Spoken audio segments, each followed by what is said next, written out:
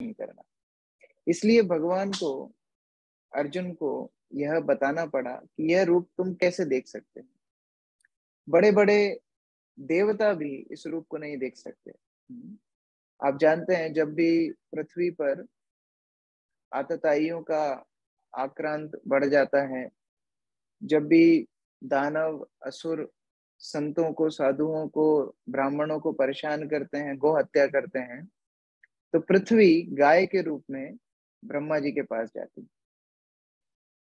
और ब्रह्मा जी के पास जाकर के प्रार्थना करती हैं कि आप हमारी मदद कीजिए, हमको इन दुष्टों के भार से मुक्त कराइए। तो तब पृथ्वी, सारे देवता, ब्रह्मा जी, शिव जी, सब मिल करके जाते हैं भगवान विष्णु के पास। अब देखिए, विष्णु भी बहुत प्रकार के हैं, आप लोग जानते हैं। सर्व कारण कारणम कौन है? भगवान श्री कृष्ण। और कृष्ण से चतुर्व्यूह, जो वसुदेव, संकर्षण, प्रद्युम्न, अनिरुद्ध, अनेक अनेक विष्णु रूप हैं, वैकुंठ रूप हैं, वो सभी लोगों का प्रकाश होता है, विस्तार होता है। भौतिक जगत में प्रथम विष्णु होते हैं कारणोदक्षाय विष्णु, जिनको महाविष्णु बोलते हैं। अकेले रहते हैं कारण समुद्र में, ना उनके साथ शेषनाग होता है, ना उनके साथ ब्रह्मा है, ना उनके साथ लक्ष्मी जी हैं। अकेले उनके एक एक रोम में से एक एक ब्रह्मांड निकलता है। और ऐसे महाविष्णु अपना द्वितीय विस्तार करते हैं गर्भोदक्षाय विष्णु के रूप में। गर्भोदक्षाय विष्णु कौन है? गर्भोदक्षाय विष्णु एक एक ब्रह्मांड को प्रकट करने वाले, एक एक ब्रह्मांड को चलाने वाले, क्या बोलेंगे, ब्रांच मैनेजर, अलग अलग नहीं, रीजनल ऑफिसर है। गर्भोदक्षाय विष्णु रीजनल ऑफिसर है, एक एरिया के ऑफिसर हैं गर्भोदक्षाय विष्णु। उनके साथ शेषनाग होता है, उनके साथ लक्ष्मी जी पैर दबा रही होती हैं, और उनके ही नाभि में से कमल निकलता है, जिसमें एक एक ब्रह्मा प्रकट होते हैं। अलग अलग ब्रह्मांडों की एरिया के हिसाब से ब्रह्मा के मुख होते हैं। जैसे हमारे ब्रह्मांड के ब्रह्मा के 4 मुख हैं, ऐसे ही अलग अलग ब्रह्मांडों में ब्रह्मा के अलग अलग मुख होते हैं। किसी के 5, किसी के 10, किसी के 1000, किसी के 5000, इस तरह। और फिर एक एक कण को, एक एक जीवात्मा को संभालने के लिए भगवान क्षीरोदक्षाय विष्णु के रूप में होते हैं। तो गर्भोदक्षाय विष्णु रीजनल ऑफिसर, तो ये कौन होंगे? Branch officer. ये ब्रांच ऑफिसर, हर अलग अलग ब्रांच में एक एक मैनेजर है। उस तरह क्षीरोदक्षाय विष्णु अपना कार्य करते हैं। तो यह क्षीरोदक्षाय विष्णु का नित्य धाम है श्वेत द्वीप, जो इस भौतिक संसार में वैकुंठ है। वहां पर देवता जाते हैं ब्रह्मा जी के साथ, और उस श्वेत द्वीप में, क्षीर सागर में, थोड़ा सा तट पर, जहां जल स्पर्श कर रहा हो, ऐसे स्थान पे खड़े होके सारे ब्रह्मादि देवता प्रार्थना करते हैं भगवान से, पुरुषोक्त। पुरुषोक्त प्रार्थना जब करते हैं तो उन्हें भगवान की ध्वनि सुनाई देती है। उन्हें भी दर्शन नहीं होता है, उन्हें भी ध्वनि सुनाई देती है। वॉइस कॉल है, वीडियो कॉल नहीं होता है।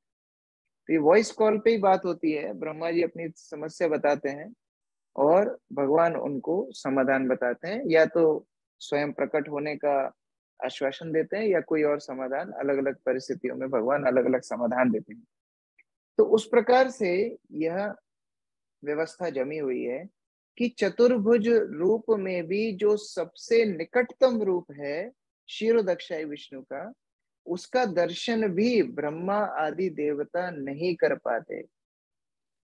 तो जो सारे विष्णुओं का, जो सारे देवताओं का, जो सारे अवतारों का स्त्रोत्र है भगवान श्री कृष्ण, उनका दर्शन कैसे हो, ये बड़ा चर्चा का विषय है। तो आज का श्लोक उसी के बारे में। तो आइए यह श्लोक को पढ़ते हैं और संक्षिप्त में इसके ऊपर चर्चा करते हैं। यह श्लोक बहुत प्रिय श्लोक है प्रभुपाद का। कई जगह पर प्रभुपाद ने इसको बोला है अपने प्रवचनों में। भक्त लोग इसको याद करने का प्रयास करें, बड़ा ही अच्छा श्लोक है। भक्त्या तु अनन्य शक्या अहम एवा विदोर्जुना ज्ञातुम दृष्टुम च तत्त्वेन प्रविष्टुम च परंतप। बहुत अच्छा श्लोक है। कैसे आप मुझे देख सकते हो, भगवान बता रहे हैं। कोई एक भक्त अनुवाद पढ़िए। हरे कृष्णा प्रभु जी, मैं पढ़ती हे हूँ। अर्जुन, हाँ पढ़िए माता जी। हे अर्जुन, केवल अनन्य भक्ति द्वारा मुझे उस रूप में समझा जा सकता है जिस रूप में मैं तुम्हारे समक्ष खड़ा हूँ, और इसी प्रकार मेरा साक्षात दर्शन भी किया जा सकता है। केवल इसी विधि से तुम मेरे ज्ञान के रहस्य को पा सकते हो। जैसा मैं तुम्हारे सामने खड़ा हूँ, मतलब जो श्याम सुंदर रूप में खड़ा हूँ, पहली बात तो यह सारे अवतारों का मुख्य स्त्रोत्र है, कॉज ऑफ ऑल कॉजेज, सर्व कारण कारणम। और इस रूप में तुम मुझे कब समझ सकते हो? केवल अनन्य भक्ति द्वारा। तात्पर्य पढ़िए, एक एक पैराग्राफ, एक एक भक्त पढ़िए। कृष्ण को केवल अनन्य भक्ति योग द्वारा समझा जा सकता है। इस श्लोक में वे इसे स्पष्टतया कहते हैं, जिससे ऐसे अनधिकारी टीकाकार जो भगवत गीता को केवल कल्पना के द्वारा समझना चाहते हैं, यह जान सके कि वे समय का अपव्यय कर रहे हैं।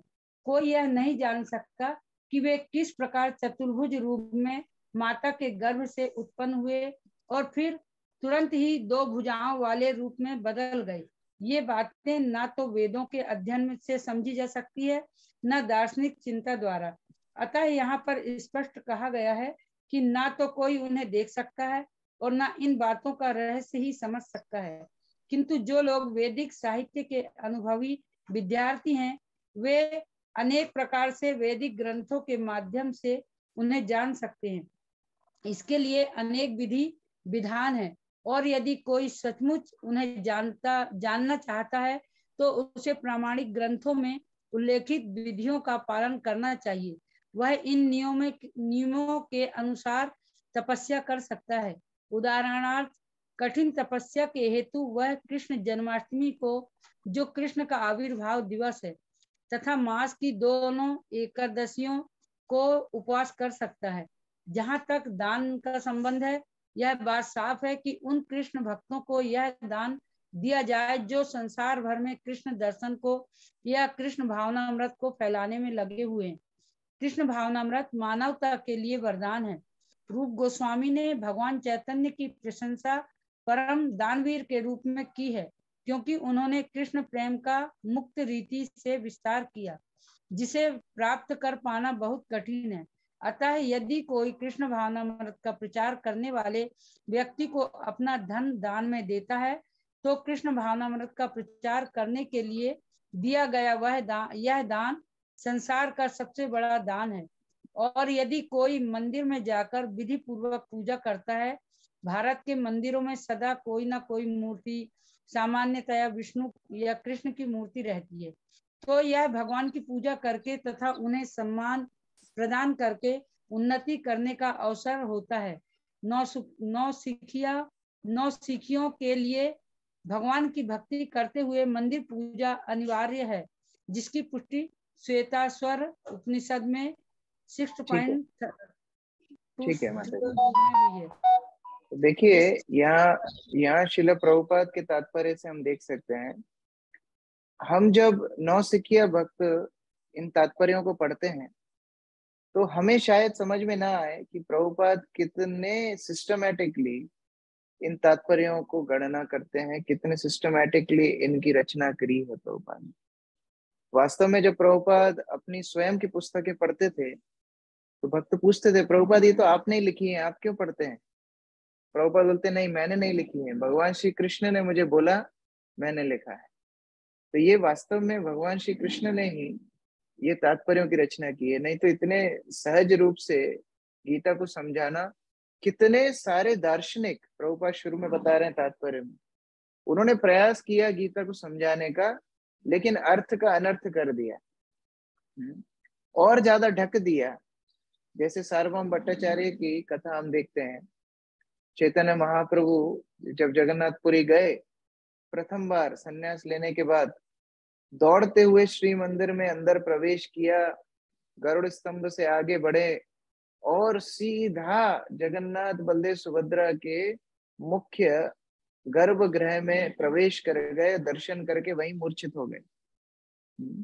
हम लोग भी मूर्छित होते हैं कभी फास्टिंग के बाद, अभी जन्माष्टमी की फास्टिंग के बाद प्रसादम की लाइन में बहुत लोग मूर्छित होते हैं, लेकिन चैतन्य महाप्रभु कहाँ मूर्छित हुए?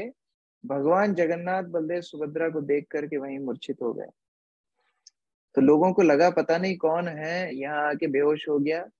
वहां के मुख्य पुजारी सार्वभौम भट्टाचार्य, उनके पुजारी नहीं थे, वो राज पुरोहित थे, उनको उठा करके लेकर के गए अपने घर पर। देखने में चैतन्य महाप्रभु इतने सुंदर थे, उनको देखकर ही कोई भी व्यक्ति पूर्ण रूप से मोहित हो जाता था। तो सार्वभौम भट्टाचार्य अपने घर में ले जा करके उनकी देखभाल किए, बहुत सारे प्रकार से उनको चेतना दिलाने का प्रयास किया। बाद में चैतन्य महाप्रभु के निजी परिकर आए, उन्होंने भगवान श्री कृष्ण के नाम का कीर्तन किया और चैतन्य महाप्रभु की चेतना पुनः आ गई। अब सार्वभौम भट्टाचार्य सोचने लगे कि ये कौन व्यक्ति है। परिचय जब मिला तो पता पड़ा ये नदिया का निमाई था, जिसने अब संन्यास ले लिया है और अभी ये श्री कृष्ण चैतन्य के नाम से जाना जाता है। सार्वभौम भट्टाचार्य को लगा कि ये 24 साल का लड़का इतना सुंदर, इसका पूरा जो अंग कांति है, इसके शरीर की जो गठना है, इसको देखकर कोई भी विमोहित हो जाएगा, इसको कोई भी फंसा लेगा, कैसे ये सन्यास को ग्रहण करेगा, कैसे ये आगे चलाएगा। तो मैं इसको थोड़ा पक्का बनाता हूँ मेरे प्रवचनों से। तो सार्वभौम भट्टाचार्य ने भागवत सप्ताह नहीं किया था, 7 दिन तक दूसरा ही कुछ सप्ताह किया था, जिसमें वेदांत सूत्रों के ऊपर, अलग अलग न्याय शास्त्र इत्यादि के ऊपर सार्वभौम भट्टाचार्य ने प्रवचन शुरू किए। और जैसे हम लोग बैठते हैं जूम क्लास में वीडियो ऑफ करके, पता नहीं है कि नहीं, ऐसे ही सार्वभौम भट्टाचार्य सामने बैठे थे, एक्सप्रेशंस, कोई भी एक्सप्रेशंस नहीं, शांत, न हूं न हाँ, न कोई प्रश्न, न कोई प्रतिक्रिया। सार्वभौम भट्टाचार्य पूरा प्रवचन दे दिए, 7 दिन कोई प्रतिक्रिया नहीं मिली। तब सार्वभौम भट्टाचार्य चैतन्य महाप्रभु से पूछते हैं कि चैतन्य, तुमको कुछ समझ में आ रहा है जो मैं बोल रहा हूँ? चैतन्य महाप्रभु ने क्या बोला? श्लोक तो सारे समझ में आ रहे हैं, आपकी ये व्याख्या मुझे और ज्यादा कंफ्यूज कर रही है। ये वास्तविक अर्थ को ढक रही है, जैसे मानो सूर्य को बादल ढक देते हैं, उस प्रकार से जो वास्तविक मतलब है इन शास्त्रों का, उसको आपकी व्याख्या ढक रही है।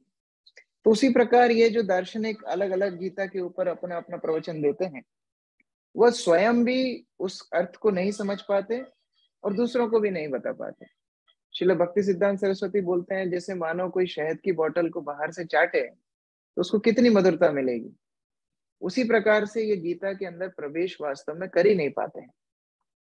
लेकिन यहाँ देखिए प्रभुपाद यह जो 4 वस्तुएं बता रहे हैं तात्पर्य में, सबसे पहले उन्होंने बताया वेदों के पठन, उसके बाद प्रभुपाद ने बताया तपस्या, उसके बाद बताया दान, उसके बाद बताया इज्या या मंदिर में पूजा करना।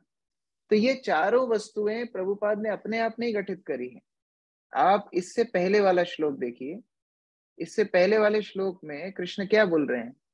ना हम वेदे ना तपसा ना दाने ना च इज्या, मुझे तुम केवल वेदों के अध्ययन के माध्यम से नहीं समझ सकते, तुम मुझसे तपस्या के माध्यम से प्राप्त नहीं कर सकते, तुम मुझे दान के माध्यम से प्राप्त नहीं कर सकते, तुम मुझे केवल इज्या या पूजा के माध्यम से प्राप्त नहीं कर सकते। इसीलिए प्रभुपाद अगले तात्पर्य में उन चारों वस्तुओं में भक्ति जोड़ के बता रहे हैं। ये चारों वस्तुएं बिना भक्ति के करेंगे कृष्ण को कभी प्राप्त नहीं कर पाएंगे, लेकिन इन्हीं चारों वस्तुओं में यदि भक्ति जुड़ जाए, भक्त्या तु अनन्य शक्या, उससे कृष्ण प्राप्त हो जाते हैं। इसलिए प्रभुपाद इन चारों वस्तुओं को परपट में इतने विस्तार से बता रहे हैं। वेदों के पाठ से, शास्त्रों के पाठ से पहला प्रथम अनुभव हमारा होना चाहिए कि हम कृष्ण से आसक्त हो जाएं। जो विद्या अहंकार का वर्धन करे, जो विद्या हमें कृष्ण से दूर ले जाए, वह विद्या नहीं, वो अविद्या है। कई बार शास्त्र पढ़ने का घमंड हो जाता है, मैंने गीता इतनी बार पढ़ी है, मैंने भागवत पूरी पढ़ ली है, मैंने चैतन्य चरितामृत पूरी पढ़ ली है, मुझे याद है एक बार मैं पूना मंदिर में गया था, मेरे एक मित्र है वहाँ, युगल श्याम प्रभु, और उस दिन मैंने चैतन्य चेतावनी पढ़ना कंप्लीट की थी। मेरा 3rd ईयर फिनिश हुआ था कॉलेज का। तो मैंने उनको बताया कि प्रभु जी आज मैंने, मेरे मित्र थे, मैंने बोला आज चैतन्य चेतावनी कंप्लीट कर दी मैंने। तो बोलते हैं what are you feeling hello around the head? कि आपको ऐसा लग रहा है कि आप बड़े दिव्य प्रकाशमान हो गए, कोई देवता स्वर धरती से ऊपर उठ गए, क्या लग रहा है आपको? मैंने कहा ऐसा तो कुछ नहीं लग रहा है। बोले ऐसा इसलिए नहीं लग रहा है क्योंकि केवल हमने पढ़ा है, हमने उसका अध्ययन नहीं किया, हमने उसको deeply, we just read, we didn't study. हमने केवल पढ़ा है, हमने उसका अध्ययन नहीं किया। शास्त्रों के अध्ययन से कृष्ण के प्रति आसक्ति होती है, और वह कृष्ण के प्रति आसक्ति हमारी भक्ति के हर क्षेत्र में दिखती है। वह वास्तविक वेदेशु जो भगवान बोल रहे हैं। नहीं तो हम भी केवल भक्ति रहित ज्ञान अर्जित करते रहेंगे। प्रवचन तो बहुत अच्छा दे पाएंगे लेकिन भक्ति कुछ नहीं। बाहर के कथाकार कितना, आप देखिए, कमेंट्री बोलते हैं, श्रीधर स्वामी का कमेंट्री बोलते हैं, विश्वनाथ चक्रवर्ती का कमेंट्री बोलते हैं, जीव गोस्वामी का कमेंट्री बोलते हैं, और उनके प्रवचनों में 10-10, 15-15 हजार लोग आते हैं, लेकिन उनकी भक्ति नहीं है। इसलिए किसी के, न सुनने वाले के अंदर परिवर्तन, न बोलने वाले के अंदर परिवर्तन। लेकिन जो शुद्ध भक्त हैं, जो शुद्ध कृष्ण कथा सुनते पढ़ते हैं, उनके अंदर आप अलग चेतना देख पाएंगे। जैसे महाराज कुलशेखर की कथा आती है, प्रभुपाद उनकी प्रार्थना कई बार गाते थे, और उनके तात्पर्य में भी लिखी है, कृष्णा त्वदीय पद पंकज पंजरांतम। तो वह कुलशेखर महाराज जब रामायण सुनते थे तो उस लीला में प्रविष्ट हो जाते। उनको ऐसा लगता था कि ये वास्तविक चल रहा है। तो उन्होंने सुना कि कैसे सीता को रावण ले गया लंका में। अब उन्होंने बोला अरे रावण कैसे सीता माता को ले गया, भगवान राम तो नहीं है, वो तो हिरण के पीछे गए हैं, हमको सीता माता को बचाना चाहिए। सेना को वो आदेश दे दिया, चलो लंका के ऊपर चढ़ाई करेंगे। अब ये कुलशेखर महाराज त्रेता युग में नहीं थे, ये कलयुग की बात है, कुछ कुछ सैकड़ों साल पहले की बात है। लेकिन उन्होंने चढ़ाई करने का निश्चय कर लिया। अब सेना भी क्या बोले, राजा लोग की बात तो माननी पड़ती है। पुराने जमाने में राजा के मंत्री सैनिक कितना डरते थे राजा से। मान लो राजा ने बोला है मुझे सुबह 5 बजे उठाना, अब सुबह 5 बजे उठाएंगे और राजा का मूड नहीं होगा उठने का, तो भी इनका सर कलम होगा। और अगर 5 बजे नहीं उठाएंगे डर के मारे और बाद में राजा लेट हो गए, तो फिर भी सर कलम होगा क्योंकि 5 बजे उठाया नहीं। तो अब क्या करें? तो ये लोग क्या करते थे, उठाते नहीं थे। जब राजा उठता था तो घड़ी में 5 बजा के रखते थे। तो राजा उठता था, देखता था घड़ी में 5 बजे, ठीक है। और जैसे ही वो नहाने धोने जाता था तो घड़ी में असली टाइम बजा देते थे, 10 बजे, 11 बजे, जितना ही बजे। तो राजा जब बाथरूम से बाहर आता था तब देखता था अरे 10 कैसे बजे, शायद मैंने ही बाथरूम में ज्यादा समय लगा दिया। तो किसी को डांट मार कुछ सजा होती नहीं थी। तो इतना डरा करते थे। अब सेना, जब कुलशेखर महाराज ने बोला कि हमको चढ़ाई करनी है, बेचारे क्या करते, सारे चढ़ने लगे। दक्षिण भारत में उनका राज्य था, समुद्र पे आ गए। अब कुलशेखर महाराज घोड़ा दौड़ाते हुए समुद्र के अंदर प्रवेश कर गए। सेना भी पीछे पीछे चलना ही पड़ेगा, क्या करेंगे। धीरे धीरे धीरे पानी का स्तर तो ऊपर आएगा ही, अंदर प्रवेश कर रहे हैं। बोले हम लंका तक जाएंगे। पानी एकदम गर्दन तक आ गया, नाक मुंह तक आने लगा। तो राजमंत्री ने सोचा अरे अभी सभी डूब जाएंगे, क्या करें। तो पुरोहित को बोला कोई समाधान बताओ। तो पुरोहित ने जोर से चिल्लाए, अरे वाह, रामचंद्र ने रावण का वध कर दिया, सीता माता को लेकर के वापस जा रहे हैं अयोध्या, जल्दी अयोध्या चलो। तो कुलशेखर महाराज बोले अच्छा कंप्लीट, चलो चलो वापस चलो। तो घोड़ा घुमा करके वापस आ गए। इतना कथा में तल्लीनता, इतना कृष्ण कथा से आसक्ति, ये होता है वास्तविक वेदेश।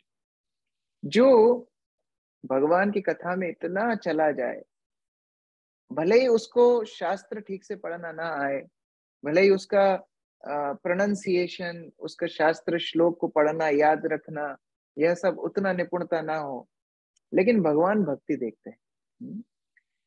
हम शास्त्रों में पढ़ते हैं, सुनते हैं, कैसे धीरो वदति विष्णवे मूर्खो वदति विष्णाय उभयस्तु समान पुण्यम भावग्राही जनार्दन।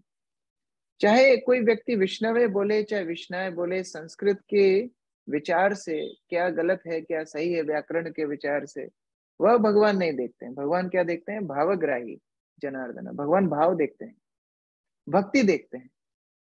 उस प्रकार से चैतन्य महाप्रभु की लीला में भी ये कहानी आती है। आप सब जानते हैं, दक्षिण भारत में एक ब्राह्मण शुद्ध अशुद्ध गीता पढ़ रहा था, श्लोकों का उच्चारण ठीक से नहीं कर रहा था, बाकी ब्राह्मण उनके ऊपर हंस रहे थे, लेकिन फिर भी पढ़ा जा रहा था। चैतन्य महाप्रभु जाकर के उसको देखते हैं, अरे पढ़ भी रहा है, रो भी रहा है, गलत सलत पढ़ रहा है लेकिन रो रहा है, क्या बात है? चैतन्य महाप्रभु उसको पूछते हैं और बोलता है कि गीता पढ़ना तो हमें नहीं आता, इन गुरु की आज्ञा मानते हैं, इसलिए हम रोज गीता का पाठ करते हैं। तो रो क्यों रहे हो? जब पढ़ना नहीं आता तो रो क्यों रहे हो? बोले, जब भी मैं गीता पढ़ता हूँ मुझे वही झांकी दिखती है कि कैसे भगवान श्री कृष्ण अपने भक्तों के लिए एक सारथी बनना भी स्वीकार करते हैं। चैतन्य महाप्रभु बोलते हैं आपका गीता पाठ सार्थक हो गया। तो उस प्रकार से यहाँ पर प्रभुपाद बता रहे हैं, भक्ति अगर वेद पाठ में जुड़ जाए, शास्त्र पाठ में जुड़ जाए, तो हम भगवान को प्राप्त कर सकते हैं। दूसरा बता रहे हैं तपस्या। बहुत लोग तपस्या करते हैं, व्रत करते हैं, लेकिन उस तपस्या का ही उनको अहंकार हो जाता है। आप सोचिए कितनी तपस्या हम करेंगे और किस स्तर की तपस्या हम करेंगे। जो स्वयं लक्ष्मी माता है, भगवान की अर्धांगिनी, भगवान की नित्य संगिनी, उनको भी एक बार इस प्रकार की आशा हुई कि हमें कृष्ण लीला में, रास लीला में भाग लेना है। तो भगवान विष्णु से बोले कि आपका तो सब जगह ऑल इंडिया परमिट, जिस तरह ट्रक पे लिखा रहता है ना, उसी तरह आपका तो सभी जगह परमिट होगा, हमें थोड़ा रासलीला में प्रवेश करा दीजिए। विष्णु ने बोला वहां हमारी नहीं चलती, वहां में कोई पत्ता नहीं डालता है वृंदावन में, वहां केवल कृष्ण की चलती है और गोपियों की चलती है। यदि तुम्हें रासलीला में भाग लेना है तो गोपियों का अनुसरण करो, उनकी सेवा करो, उनके अनुगत्य होके काम करो। लक्ष्मी बोलती है आप भूल गए क्या हमारा इंट्रोडक्शन? हमने तो शादी के पहले बायोडेटा भेजा था। हमारा क्या बायोडेटा है? हम लक्ष्मी हैं, हम किसी के सामने नहीं झुक सकते। तो बोला फिर रासलीला भूल जाओ। तो लक्ष्मी ने तपस्या करना शुरू किया। बिल्व वन में आज भी लक्ष्मी तपस्या कर रही है, लेकिन रासलीला में प्रवेश नहीं मिल पाया। तपस्या के माध्यम से जब लक्ष्मी को नहीं मिल पाया, हमको आपको क्या मिलेगा?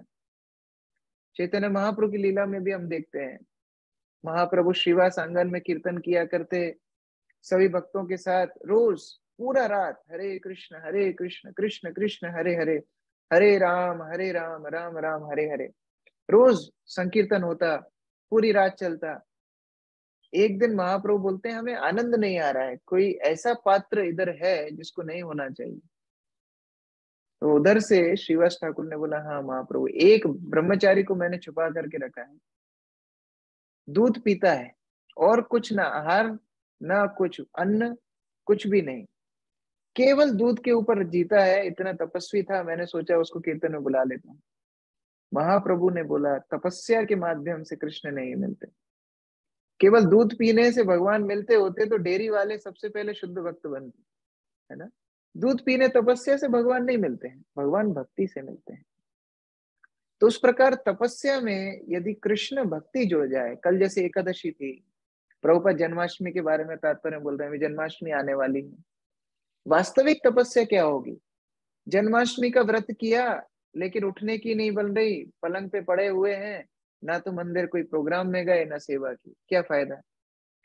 वास्तविक उपवास है जो कृष्ण के पास ले, उपवास जो पास में वास कराए, जो पास में लेकर के जाए, उसको बोलते हैं उपवास।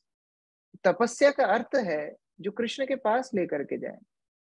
तो अगर हम वास्तविक तपस्या करना चाहते हैं तो पहली तपस्या तो है 4 नियमों का पालन यही कठिन पड़ता है, लेकिन जो भक्त इसका अभ्यास करते हैं, उसके बाद दूसरी तपस्या है सावधानी पूर्वक हरिनाम का जप करना। यह भी बड़ा कठिन तपस्या है। माला करना सबसे कठिन काम है। किसी से आप बड़े बड़े पत्थर तोड़वा लो, पहाड़ तोड़वा लो, लेकिन बोलो एक जगह पे बैठ के 16 माला कर, बहुत कठिन काम। लोग, आपको शायद पहले भी सुनाया होगा, भक्ति सिद्धांत सरस्वती ने एक एडवर्टीजमेंट दिया था अखबार में।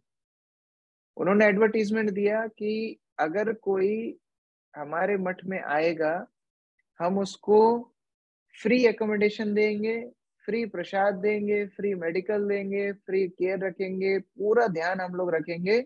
केवल एक कंडीशन है, उसको 24 घंटे हरिनाम संकीर्तन करना। 24 घंटे मतलब रेस्ट के अलावा जितने समय जागा है उसको पूरे टाइम हरिनाम संकीर्तन करना है। इतने एडवर्टीजमेंट दिए अखबार, जो अलग अलग बंगाल में और भारत में अलग अलग स्थानों पे जाते थे, करोड़ों लोग उसको पढ़ते थे। लेकिन कितनी एप्लीकेशन आई?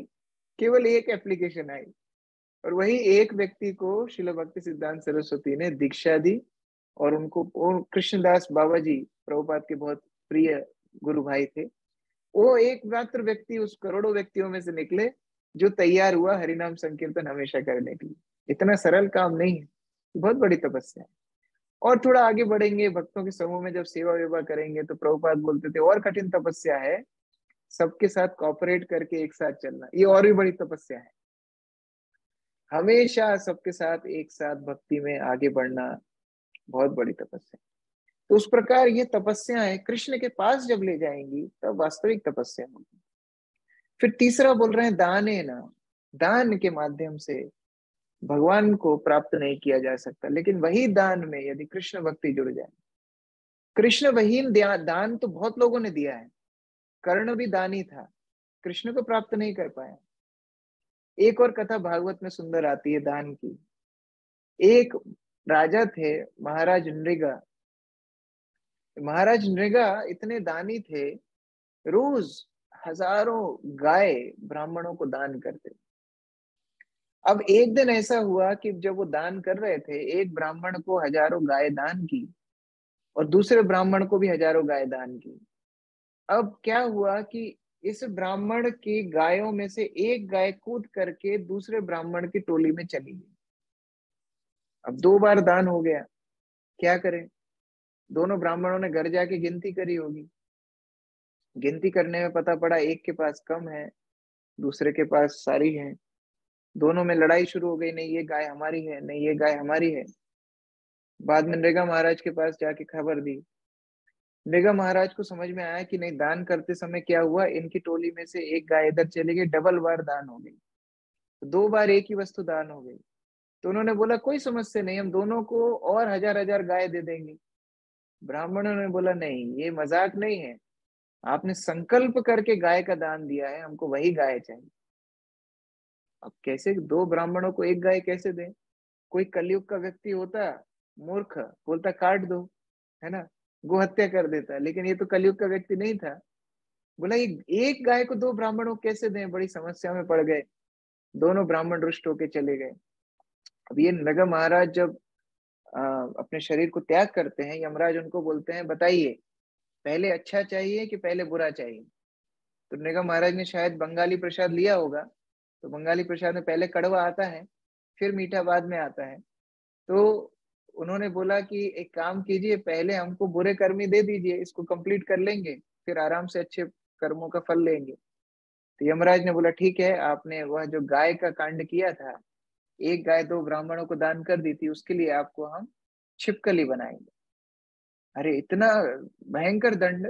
हमने इतना दान किया, इतना पुण्य किया। बोले वो सब है, वो सब अकाउंट में है, लेकिन ये जो गलती की है उसके लिए आपको छिपकली बनना पड़ेगा। छिपकली बन गए नृग महाराज, एक कुएं में रहने लगे, बड़ा कष्ट भोगने लगे। और इस प्रकार से कष्ट भोगते भोगते द्वापर युग का अंत आ गया। और कुछ यदु कुमार वहां पर खेलने के लिए गए, उन्होंने देखा इतनी बड़ी छिपकली है, बड़ा कराह रही है, दुख में चिल्ला रही है, चित्कार कर रही है। भगवान कृष्ण को जाकर के बोला, तो भगवान कृष्ण वहां पर आए। भगवान कृष्ण तो एक्सरे मशीन है, उनको तो सब दिखता है। उन्होंने देख लिया छिपकली कौन है, नृग महाराज हैं, जो दान करने चले थे लेकिन अपमान हो गया ब्राह्मण का, और इस प्रकार से अपराध के लिए यहाँ पर पड़े हुए।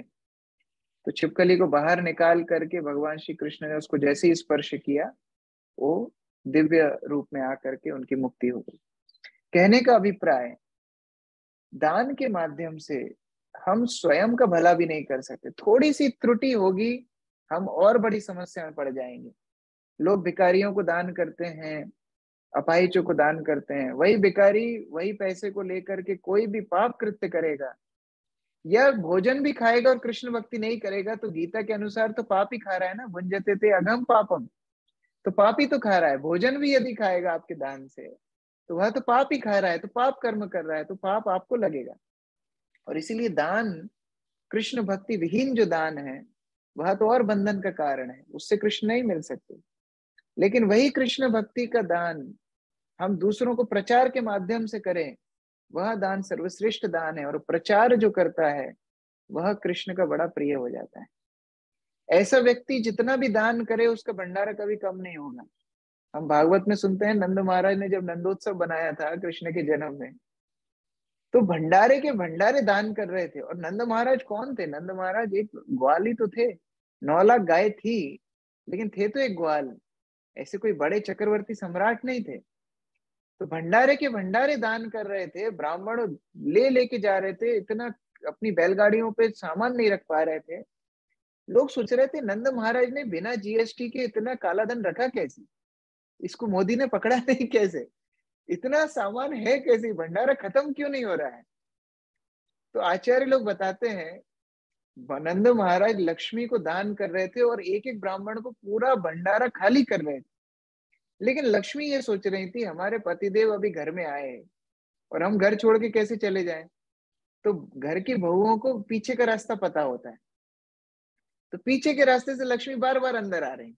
नंद महाराज दान कर रहे थे, लक्ष्मी पीछे से आ रहे। तो भंडारे उनके कभी खाली नहीं होते जो कृष्ण भक्ति करते हैं, जो कृष्ण भक्ति का दान करते हैं। प्रभुपाद से किसी ने पूछा आप इतने सारे युवक युवतियों को पाल रहे हैं, ये लोग जॉब वॉब कुछ करते नहीं, केवल हरे कृष्णा करते रहते हैं, आप कितना दिन चलाएंगे? प्रभुपाद बोले पूरे संसार के लोग भी अगर इस्कॉन में आ जाएं, सबको मैं खिलाऊंगा, सबको काम कराऊंगा, सबको कृष्ण भक्ति कराऊंगा, भेजो तो सही। समस्या है आप लोग आते नहीं है। पूरा विश्व भी इस्कॉन में आ जाएगा, हम लोग सबको खिला देंगे, क्योंकि हमारे खिलाने वाले कौन है? भगवान श्री कृष्ण है। जो हाथी को खिला रहे हैं, जो चिड़िया को खिला रहे हैं, सबको खिला रहे हैं, कृष्ण भक्तों को क्यों भगवान भूखा रखेंगे? तो दान कर सकते हैं लेकिन कृष्ण भक्ति का दान सर्वोत्तम दान है। और अंत में भगवान बता रहे हैं नाचा इज्ज्या। इज्ज्या का अर्थ होता है भगवान की आराधना, अर्चना, पूजा। पूजा में तो हमारे बहुत पारंगत हैं लोग, बड़े बड़े अनुष्ठान कराते हैं भारतवर्ष में, बड़ी बड़ी कथाओं का आयोजन होता है।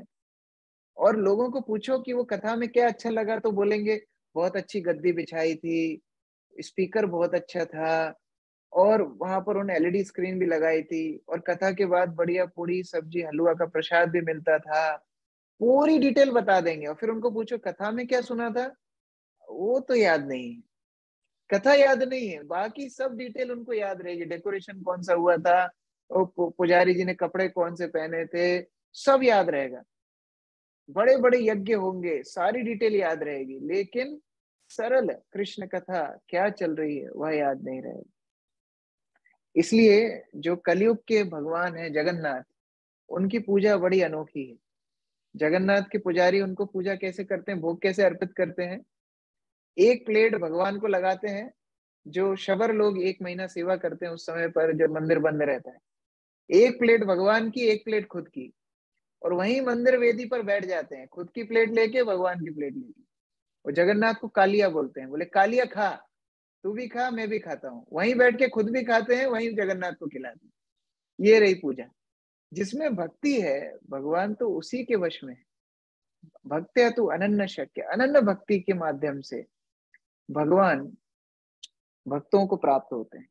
और हमारी बड़ी आसक्तियां होती हैं कि अरे यह देवी की पूजा नहीं की तो क्या होगा, यह अनुष्ठान नहीं किया तो क्या होगा, यह व्रत नहीं किया तो क्या होगा। लेकिन जितने भी महान भक्त हैं उन्होंने इन सब को त्याग करके शुद्ध भक्ति को प्राथमिकता दी। आपने मीराबाई का नाम सुना है, भारत में बड़ी प्रचलित है। उनकी पूजा क्या थी, उनकी इज्जा क्या थी? केवल भगवान श्री कृष्ण को भजन सुनाते थे, यही इज्जा है, यही पूजा है। तो उन्होंने एक बार तुलसीदास, गोस्वामी तुलसीदास को पत्र लिखा। उन्होंने उनको बोला कि तुलसीदास जी, हमको एक समस्या है। क्या समस्या है?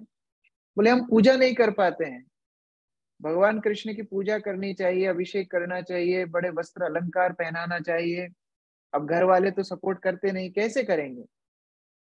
तो गोस्वामी तुलसीदास ने बोला कि जो व्यक्ति कृष्ण भक्ति में सहायक नहीं है उसका परित्याग कर देना चाहिए, और जो पूजा पाठ भी कृष्ण भक्ति में सहायक नहीं उसको भी परित्याग कर देना।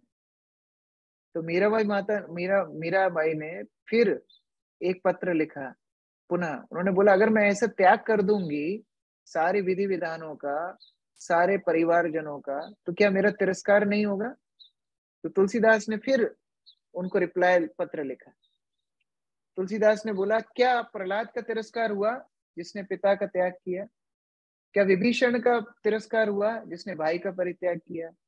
क्या बलि महाराज का तिरस्कार हुआ जिसने गुरु का त्याग किया? क्या भरत का तिरस्कार हुआ जिसने जननी माता का परित्याग किया?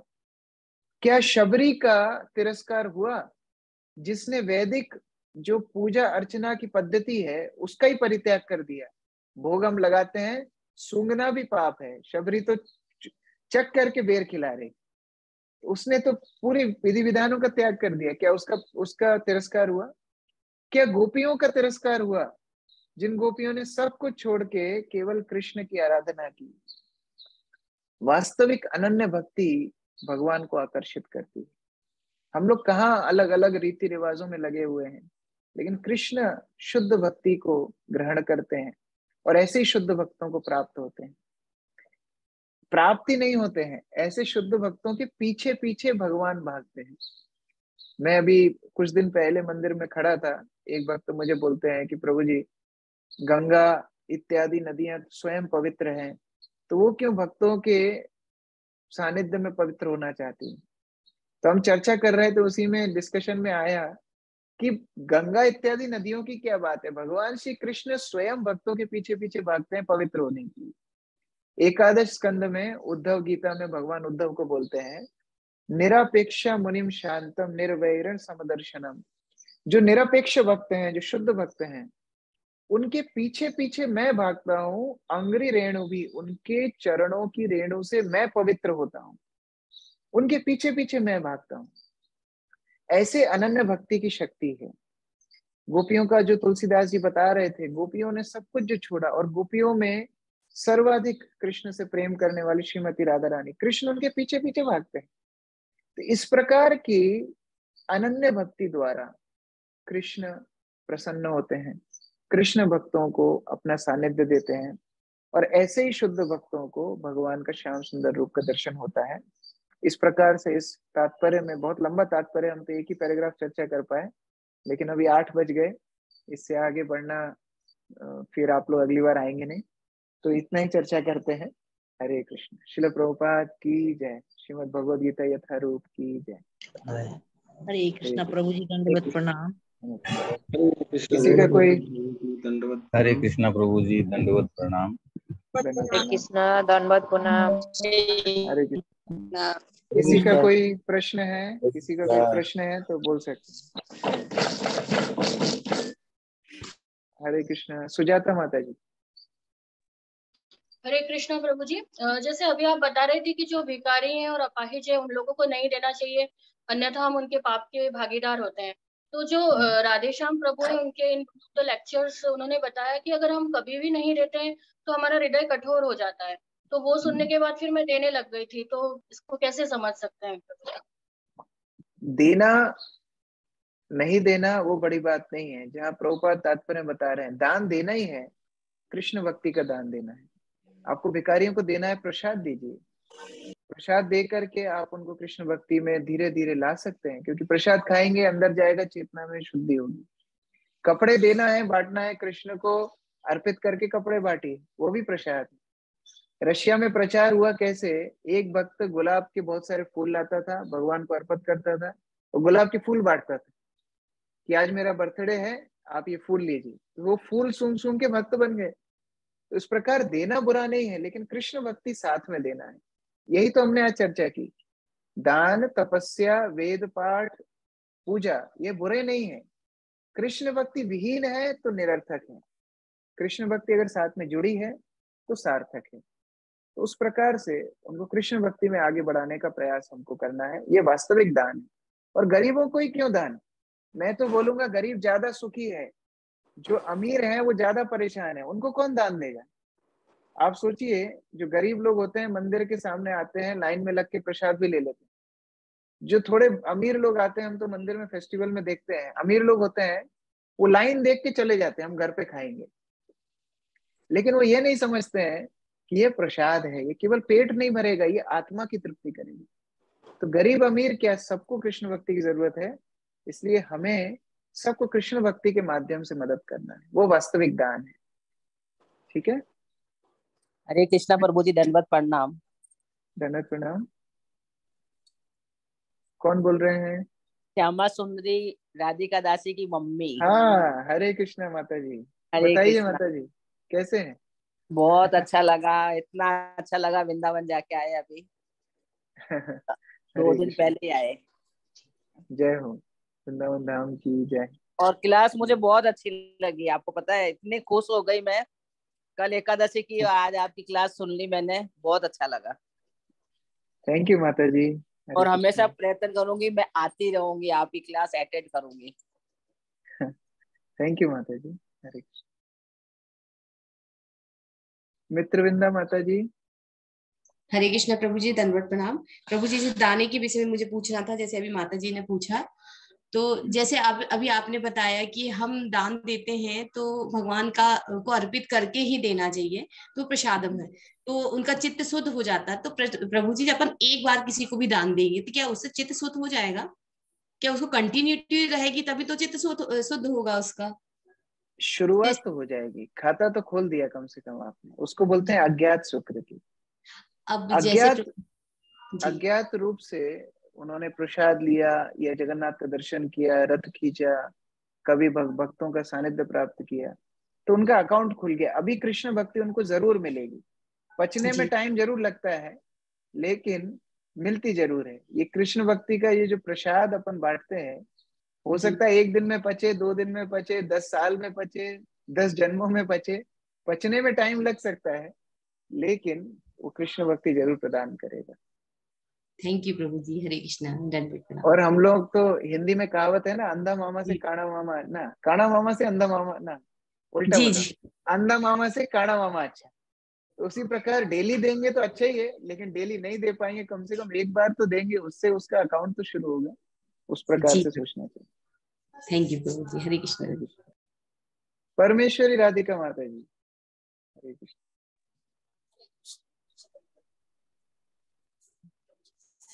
हरे कृष्ण। हाँ माता जी, आपकी आवाज बहुत कम आ रही है।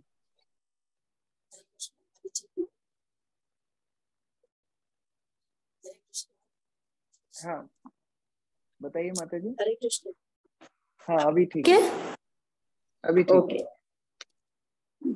थैंक यू सो मच प्रभु जी, बहुत ही सुंदर, बहुत ही बढ़िया, बहुत ही अच्छी क्लास एज यूजुअल।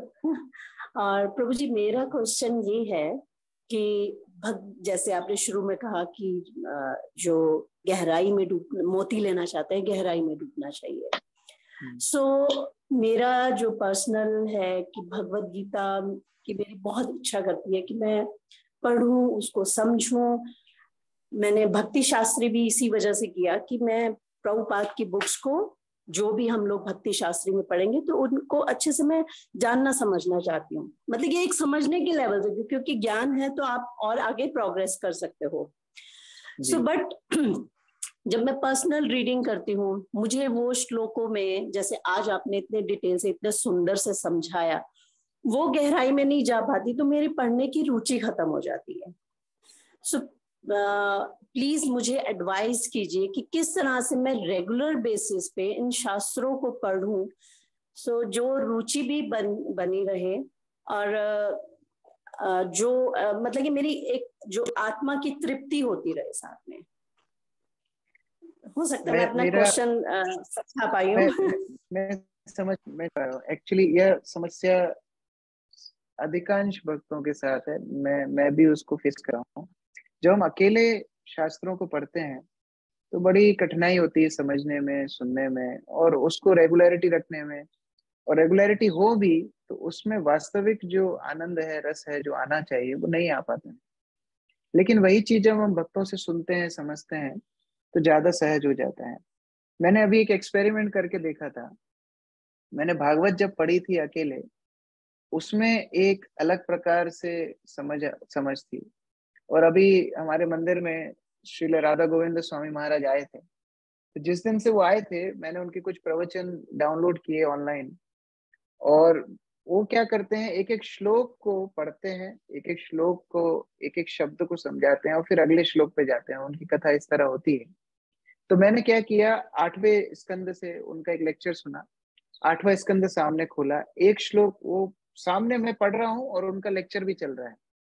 उसके साथ जैसा समझ में आया, मुझे ऐसा लगता है कि मैंने जब अकेले पढ़ा था मैंने कुछ भी नहीं पढ़ा। तो इस प्रकार जो अनुभवी भक्त हैं उनसे सुनना समझना प्रयत्न करके वह ज्यादा मदद करेगा। और देखिए, पहले अगर अपन पुराने वैदिक समाज की बात करें तो वहां कोई भी व्यक्ति खुद से किताब नहीं पढ़ता था। उस समय पर केवल गुरु से सुनते थे, साधु सुनते थे। जो नैमिषारण्य में 60,000 साधु बैठे थे, हमें क्या लगता है उनको क्या यह छोटी छोटी बातें पता नहीं होंगी? उनको पता था, लेकिन फिर वो सुन रहे थे सुत गोस्वामी से। परीक्षित महाराज जो पांडवों के घर में थे, बचपन से ही कृष्ण की कथा सुनते थे। बचपन के राज परिवार में ही जो गाने वाले गायक थे वो कृष्ण कथा ही गाते थे, इसका वर्णन है भागवत में। लेकिन फिर भी सुखदेव गोस्वामी से सुनते थे। तो उस प्रकार जो पहले का जो वैदिक सिस्टम है वो यही है कि साधुओं से, गुरुओं से सुनना, बार बार सुनना। उससे शास्त्र जिसे समझ में आते हैं, अंदर जाते हैं, वह अकेले पढ़ के नहीं आते। जो हम पुस्तक वितरण करते हैं वह इसलिए कि लोग इतने अभी आलसी है कि वो लोग कथा में नहीं आएंगे, खुद से समझने का प्रयास करेंगे। ठीक है, आप पढ़िए, लेकिन वास्तविक जो कृष्ण भक्ति है वह बोधयंती परस्परम, साथ में आकर के कृष्ण कथा सुनना, पढ़ना, समझना। और अभी तो इतनी फैसिलिटी हो गई ऑनलाइन के माध्यम से, सारे वरिष्ठ प्रभुपाद के शिष्यों की, प्रभुपाद की रिकॉर्डिंग्स हैं। हम हर श्लोक पे हमें लेक्चर्स मिल जाएंगे। हम एक एक श्लोक वाइज श्लोक हम अपने अपने जो वरिष्ठ भक्तों को हम पसंद करते हैं उनसे हम सुने, समझे, आगे बढ़े। यह एक खत्म करने का प्रयास नहीं है कि मैंने गीता खत्म कर दी। तो खत्म नहीं करना है, भक्ति शुरू करना है। तो उस प्रकार से जितना हम लोग उसमें एंडेवर डालेंगे, भक्तों के माध्यम से सुनेंगे, मुझे लगता है और सरल हो जाएगा, और ज्यादा रस उसमें आएगा, और ज्यादा रुचि उसमें आएगी। उस प्रकार से प्रयास कर सकते हैं। और आप तो कर ही रहे हैं, माता जी रेगुलर भक्ति प्रेम महाराज की कक्षा में रहती हैं, अन्य अन्य कक्षाओं में रहती हैं। उस प्रकार से आप तो ऑलरेडी कर ही रहे हैं। Hare Krishna. Thank you so much प्रभु। यस, मुझे जो है मेरा आंसर मिला है। Thank you so much. प्रयास करूंगी मैं इस तरह से भी पढ़ने का।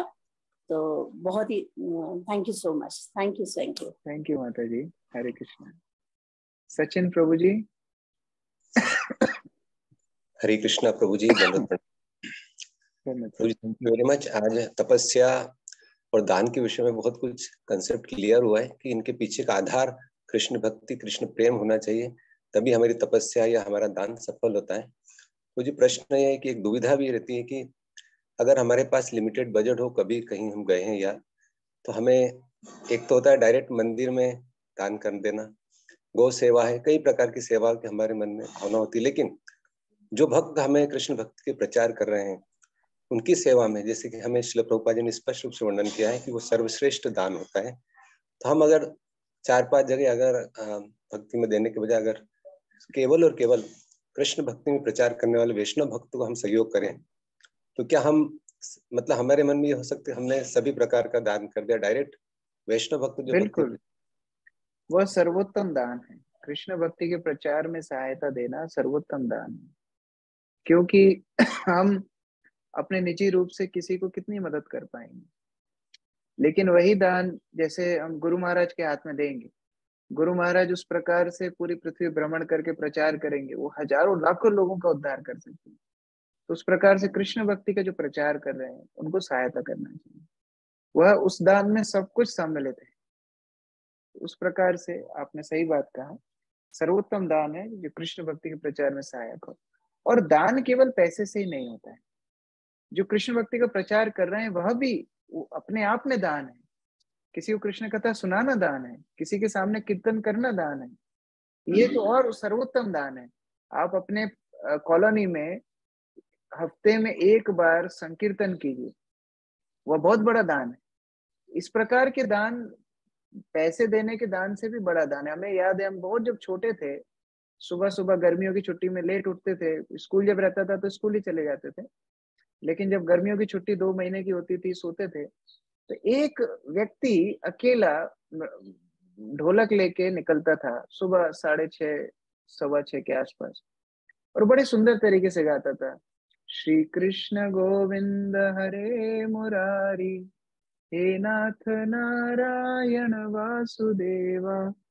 ये सुन के हम लोग जब उठते थे इतना अच्छा लगता था। वो तो अभी इस्कॉन में नहीं आए थे, लेकिन वह तो कितना दान कर रहा है, सुबह सुबह कृष्ण का नाम सबको सुना रहा है।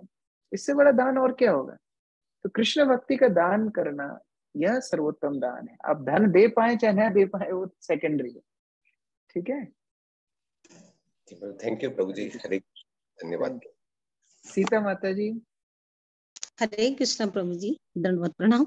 मैं क्वेश्चन का आंसर सुनते सुनते मैं अपना प्रश्न भूल गई, लेकिन फिर भी याद आ रहा है कि प्रभु जी आपने ये बताया कि जो मीरा भाई है, बलि है और प्रहलाद महाराज है, जो ये तो इतने महान भक्त थे जिसे पूजा अर्चना की आवश्यकता नहीं पड़ती थी, किंतु जो हम लोग बद्ध जीव है, जो भक्ति में आए हैं, जिसे अर्चा विग्रह की पूजा करना हम लोगों के लिए तो जरूरी है, या 4 नियमों का पालन करना जरूरी है, परंतु भागदौड़ की जिंदगी में कभी कभी सुबह के समय अपन उतनी तरीके से, जैसे मंगल आरती होती है, उसके बाद यदि जाप वगैरह में गुरु महाराज की क्लास, आप लोगों की क्लास अटेंड करते हैं, फिर जल्दी से पूजा करना है, तो क्या उसमें जो नैवेद्य लगाते हैं तो पूरा मंत्र बोलना जरूरी रहता है प्रभु जी? हरे कृष्णा। देखिए, जब हम भगवान को भोग लगाते हैं तो मंत्र के माध्यम से भगवान उसको स्वीकार करते हैं। हम लोग के अंदर देखिए दो ऑप्शन है, या तो आप शुद्ध भक्त हो कि भगवान के सामने थाली रख दें और बोले भगवान खाओ और भगवान खा जाए, या एक ऑप्शन है। यदि आपको डाउट है कि मेरे अंदर शुद्ध भक्ति है कि नहीं, मुझे तो नहीं लगता कि मेरे अंदर है, लेकिन हो सकता है आपके अंदर है तो चलेगा। लेकिन अगर आपको थोड़ा भी डाउट है कि शुद्ध भक्त मैं नहीं हूं, तो उस प्रकार से जो अर्चन वैदिक पद्धति है उसके हिसाब से भगवान को भोग लगाना चाहिए। देखिए, मंत्र उसमें क्या मंत्र है, प्रभुपाद का मंत्र है। मतलब हम पहले प्रभुपाद को निवेदन कर रहे हैं कि आप इसको कृष्ण को चढ़ाइए।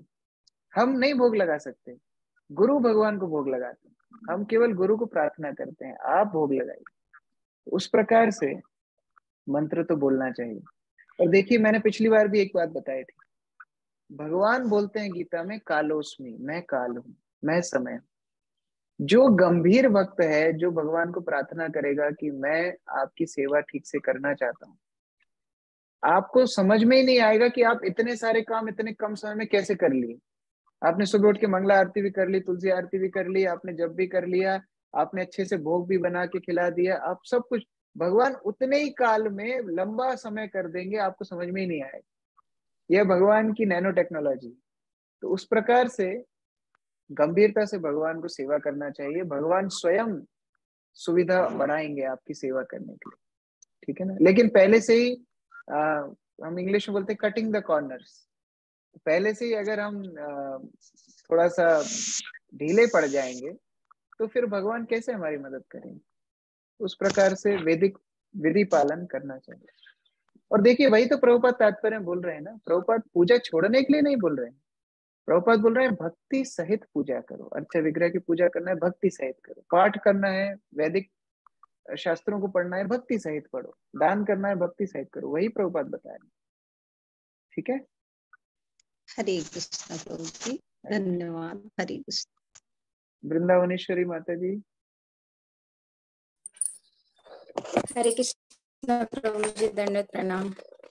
वैसे तो प्रभु जी इतने सारे क्वेश्चन में मेरे आंसर भी बहुत से मिल गए हैं, पर कुछ दुविधा है। मैं ये जानना चाह रही थी कि जैसे अपन दान करते हैं तो हम तो शॉप में रहते दिन भर, और दिन भर वहाँ भिखारी आते हैं, तो वहाँ हम भूख तो लगा नहीं सकते, फिर कैसे उनको मना करें? मैंने बहुत सारे भक्तों को मैंने देखा है हमारे एक भक्त हैं इंदौर में, अनंत विजय कृष्ण प्रभु, उनका जो दुकान है, चश्मे की दुकान है, आप अगर उनकी दुकान में जाएंगे तो हम उसको बोलते हैं मिनी गोविंदास। तो हमेशा प्रसाद रखते हैं। कैसे प्रसाद रखते हैं?